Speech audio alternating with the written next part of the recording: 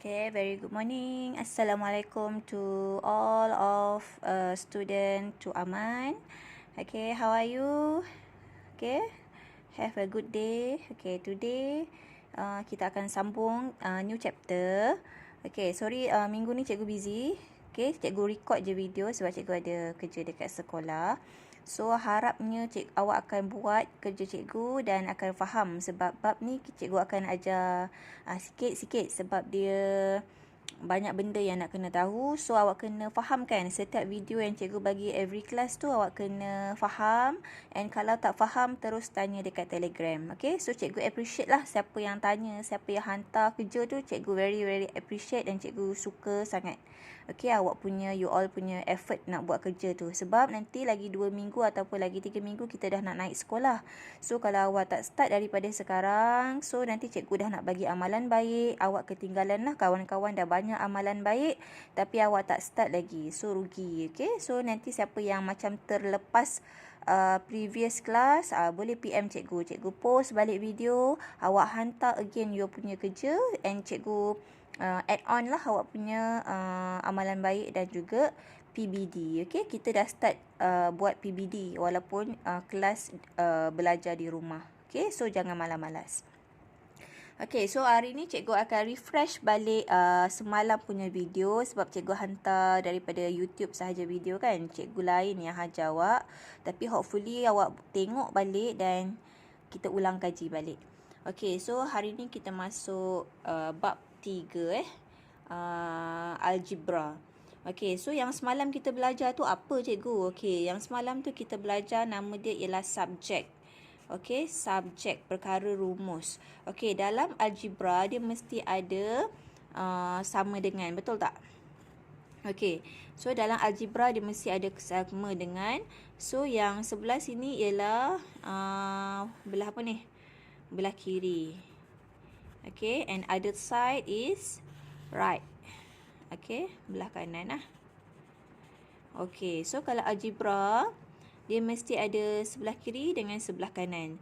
Okay, tu basic lah. Dan dia mesti yang paling penting dia ada equal ni. Sama dengan equivalent. Okay, so untuk cari perkara rumus ataupun subjek. Subjek tu biasanya normally kita akan susun dia duduk sebelah kiri. Okay, contoh. Okay, contoh. Macam ni.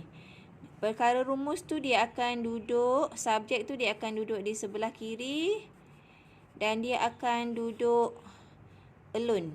Okay, alone ataupun seorang-seorang. Kita panggil dia duduk seorang diri sahaja. Okay, so saya bagi example. Okay, for TP1. So siapa yang buat quizzes semalam, saya bagi dia TP1 lah. Okay, so katakan state the subject of the following in the bridge map below. Maksudnya kita kena nyatakan apa perkara rumus. Okey, dia bagi algebra dia ialah V sama dengan U tambah AT. So betul lah ini ialah algebra sebab dia ada kurungan. Okey, yang mana ni dia duduk alone, dia duduk seorang diri. Okey, this one kan. Okey, V ni dia duduk seorang diri dan dia duduk di sebelah kiri. So V ni kita panggil subjek. Okay, so example number 2. E equal to 1/2 mv square. So yang mana duduk sebelah seorang diri? Macam ni dia ada banyak. Dia ada 1/2, dia ada m, dia ada v square. So dia ada 3 dekat sini. 1, 2, 3. Ada duduk 3 orang. So kalau yang ini dia duduk alone. Okay, so bila dia duduk alone kita panggil subject lah. So E is a subject. Okay. So, example number 3. S equal to 1/2 T in bracket V plus U. So, yang ni duduk ada banyak kan? Nampak tak ada banyak? 1/2, ada T and ada family V plus U. So, S is alone. So, S kita panggil sebagai subject. Okay. So, samalah macam ni. So, yang duduk seorang diri ni kita panggil subjek. Okay. So, siapa yang faham ni, tolong buat quizzes semalam. So, cikgu akan mark awak sebagai TP1 lah. PBD awak. Okay, boleh? So yang cikgu refresh balik, apa yang dikatakan rumus algebra tu, dia first dia mesti ada sign equivalent. Okay, tanda sama dengan. Lepas tu dia ada sebelah kiri, okay, and sebelah kanan. Okay. So hari ni punya subtopik, okay, perkara rumus dah faham kan apa itu perkara rumus? Maksudnya kita tengok dia yang duduk seorang diri tu kita panggil subjek lah ataupun perkara rumus. So hari ni punya subjek, bila hari ni kita punya mata pelajaran, kita nak jadikan, kita nak cari perkara rumus tu. Okay, so kalau awak ada buku teks,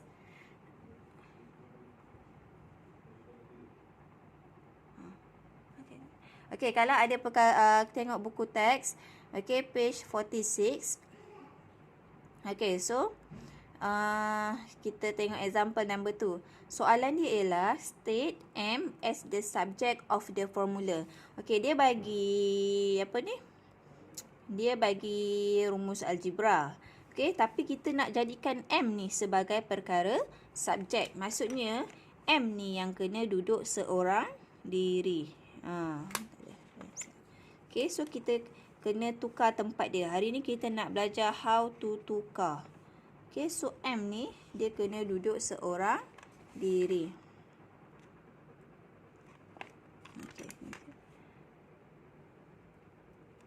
Okay. Okay, so soalan A, Q equal to M plus P, B equal to 2S minus M. Okay, perkara konsep yang you all nak kena faham. Okay. Okay, katakan ini ialah kurungan. Kurungan pula apa ni? Equivalent kan? So, ada sebelah kiri, ada sebelah kanan. Okay, so bayangkan ini rumah lain. Ini rumah Abu. Ini rumah Aminah. Okay, so bila dia nak tukar rumah, boleh tak guna kunci yang sama? Tak boleh kan? So, kita kalau sini ialah positif, kunci dia positif. Kalau dia nak pergi pindah rumah sebelah, dia tak boleh guna kunci yang sama. So, dia kena guna kunci negatif. Faham? So, kalau dia ialah negatif, dia nak pindah rumah, dia kena tukar kunci positif. Faham? Okay, dia akan opposite lah. Opposite sign. Kalau asal dia ialah darab, so bila dia tukar rumah, dia akan menjadi bahagi. Okay? So, kalau dia ialah bahagi, so kalau dia nak tukar rumah, dia akan jadi darab. Nampak tak? Kalau plus, tukar rumah, okay, maksudnya bila kita pindah the other side, bila dia lalu je jambatan ni, dia akan tukar jadi tolak. So, kalau tolak, dia tukar pergi rumah lain, dia akan jadi tambah. So, kalau darab, dia pergi rumah lain, dia akan jadi bahagi. So, kalau bahagi, dia pergi rumah lain, dia akan jadi darab. So, hari ni kita nak pergi kepada yang, kita nak belajar yang 1, 2 dulu. Tukar kunci tambah dengan kunci tolak dulu. Yang darab bahagi ni, cikgu akan terang next week lah. Okay. So, kita nak jadikan M ni ialah perkara rumus. Okay. Kan cikgu cakap, perkara rumus tu dia kena duduk sebelah kiri. Okay. Lagi cantik lah kalau perkara rumus tu duduk subjek. Okay. Subjek must be at the left side. Okay. Sekarang kita nak jadikan M ni alone. So, kita nak pindah dia dulu ke sebelah kiri. So, tapi kita tak nak pindah kunci lagi. Kita pindah kedudukan dulu. Kita pindah kedudukan. Kalau pindah kedudukan tak perlu tukar kunci lagi. So, kita tukar tempat je. Q pergi dekat sini. Yang ini dia akan pergi sini. M plus P. Okay, nampak tak? Kita tukar tempat je. Kalau tukar tempat, tak ada apa-apa perubahan lah. Tambah, tolak, negatif, minus, tak ada. Okay, so sebab kita nak M ni sebagai perkara rumus. M tu duduk seorang diri. So, sekarang M ni dia duduk dengan P.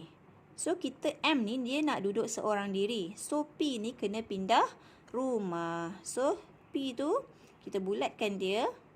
Okey, P tu kunci positif. So, bila dia pindah, dia akan duduk belakang. Sebab Q ni, ini memang rumah Q. So, Q mesti duduk depan. Kalau awak jadi rumah, kawan nak datang rumah, mestilah awak tu jadi tuan rumah. Takkanlah kawan awak pindah rumah, masuk rumah awak, kawan awak jadi host tuan rumah kan. So, Q ni ialah owner, the owner for this house. So, P ni, bila dia pindah rumah, dia akan duduk di belakang. So, Q ni kita copy paste. Okay, Q tu duduk di depan. So, positif, go to other house, kita akan tukar sign dia akan jadi negatif P. Macam tu. So, P ni dah tak ada, betul kan? P tu dah pindah rumah sebelah. So, yang tinggal hanyalah huruf M. So, adakah M ni dah jadi subjek? Okey, dah jadi subjek sebab M tu dah duduk alone, dah duduk seorang diri. So, dah siap. Itu sahaja. Okey, boleh? Itu je kita nak belajar hari ni. Kita nak tukar tempat je. So, apa yang basic awak kena tahu, subjek, like cikgu lagi suka duduk sebelah kiri. Bye. Okay, so M tu akan duduk sebelah kiri. Okay, so yang kawan yang nak kena pindah tu akan duduk sebelah kanan lah. So, Q minus P. Okay, Q minus P. Sebab asal dia kunci positif. So, bila dia pindah rumah sebelah, dia akan tukar kunci. Sebab tak boleh guna kunci yang sama kan. So, positif jadi negatif. So, Q ni duduk di depan lah. Sebab dia is a owner. So, Q duduk di depan. Q tolak P. Dah siap. Sebab, kenapa dah siap? Sebab M tu dah duduk alone. Dah duduk seorang diri. Dia tak ada share dengan siapa-siapa dah. Okay, boleh? Okay, kita pergi example number 2. Okay, the question is B equal to. Penting ni ada sama dengan kan. B equal to 2S minus M. Sekarang kita nak jadikan M ni perkara rumus. Okay. So, M nak jadi perkara rumus. Dia duduk sebelah kiri lah. So, dia buat equivalent. Okay, sebab bila awak duduk sebelah kanan, awak jadi confused. Sebab tu cikgu ajar perkara rumus dia duduk sebelah kiri. Okay, so ini housemate dia kan. So, housemate tu kita tukar tempat. Tukar tempat, jangan tukar apa-apa sign lagi. Okay, kalau 2S duduk depan, okay, 2S tu duduk dekat depan. Tolak dengan M. Macam tu. Okay, B. B, salin je lah B. Okay, kalau sekarang ni, B yang jadi perkara rumus. Betul tak? Sebab B duduk alone. Dia duduk seorang diri. So, soalan nak M. State the M. Jadikan M ni ialah perkara rumus. So, kita nak kena pindahkan lah. Okay, kita nak pindahkan siapa? Okay. Dekat rumah ni ada 2S, ada negatif M. So, kita pindahkan 2S dulu. Kita nak M M tu jadi perkara rumus. So, yang bukan dalam bulatan tu kita pindahkan. So, B ni ialah owner, tuan rumah. So, B dia duduk dekat depan. Okay. B duduk dekat depan. So, 2S. Okay, 2S ni pindah dekat rumah B kan. So, asalnya 2S ni depan ni kalau tak ada apa-apa maksudnya positif. Okay. So, kalau positif pindah rumah dia akan jadi negatif 2S. Okay, so B minus 2S. Kenapa minus? Sebab asal dia 2S tu positif. Bila dia tukar rumah, mestilah kita tukar kunci kan. So, positif akan jadi negatif. So, ini ialah yang tinggal apa dekat sini bila 2S dah keluar. So, yang tinggal ialah negatif M. Negatif M. Okey, sampai sini faham? Okey, bila awak buat dekat sini, awak dapatlah 1 markah. Sebab awak dah berjaya pindahkan 2S dengan syarat next sign tu kena betul lah. Okey, so negatif M. Negatif M ni sebenarnya ialah negatif 1M. Betul tak? Ni saya salin balik. B tolak 2S. Okey, negatif 1 ni kita tak nak. Okey, negatif 1 tu ialah negatif 1 darab dengan M. So, kalau darab, cikgu cakap tadi lawan dia apa? Okey, darab, lawan dia akan jadi bahagi. Negatif 1. Kita tulis sini. Yang tinggal sini ialah M sama dengan B tolak 2S. Bahagi tu boleh kita tukar juga kepada negatif 1. Betul tak? Macam tu kan. Okey, so M dah duduk seorang diri. Kita dah berjaya jadikan M sebagai subjek. Okey, tapi yang ini nampak biasanya bawah tu ada nombor positif kan. So kita nak bagi cun lagi, kita nak bagi cantik lagi. So negatif ni kita nak jadikan positif. So maksudnya so bila bahagi dengan negatif. Okey, positif bahagi negatif akan dapat positif B, bahagi negatif akan dapat negatif B. Kan? So, negatif bahagi negatif akan jadi positif 2S. Nampak tak dia dah berubah bahagi? Okay, negatif B bahagi negatif, positif bahagi negatif, negatif. Negatif bahagi negatif, positif. Over 1. Ataupun tak payah tulis. Bila satu kat bawah tu dah jadi positif, barulah kita settlekan. Dah siap. So, M dah jadi perkara rumus. Okey, so untuk example number tu, ada dua kunci yang tukar kan? Kunci yang pertama ialah positif, tukar jadi negatif. Kunci yang pertama. So, kunci yang kedua, negatif 1M. Negatif M ni sebenarnya dia darab kan? Negatif 1 darab dengan M. So, darab lawannya ialah bahagi bila pindah rumah sebelah. Sebab kita nak M, kita tak nak negatif M. Kita nak M. Positif M. Nampak tak? Soalan tu dia nak positif M. So, kalau ada negatif, kita kena pindahkan juga negatif tu. Okay, so negatif M. Pindah, darab, jadi negatif.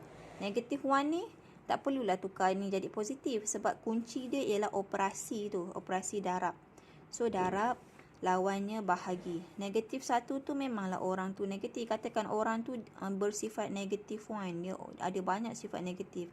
Dia bila dia pindah sini pun, pindah rumah pun, dia masih ada negatif. Yang tukarnya hanyalah kunci dia. Kunci dia ialah darab, tukar jadi bahagi. So, dah siap lah. So, kita nak jadi negatif 1 ni tak cantik kalau ada negatif dekat bawah. So, kita bahagi. Positif bahagi negatif, negatif, negatif bahagi negatif, positif. Okey, dah siap. Okey. So, nanti cikgu akan snap.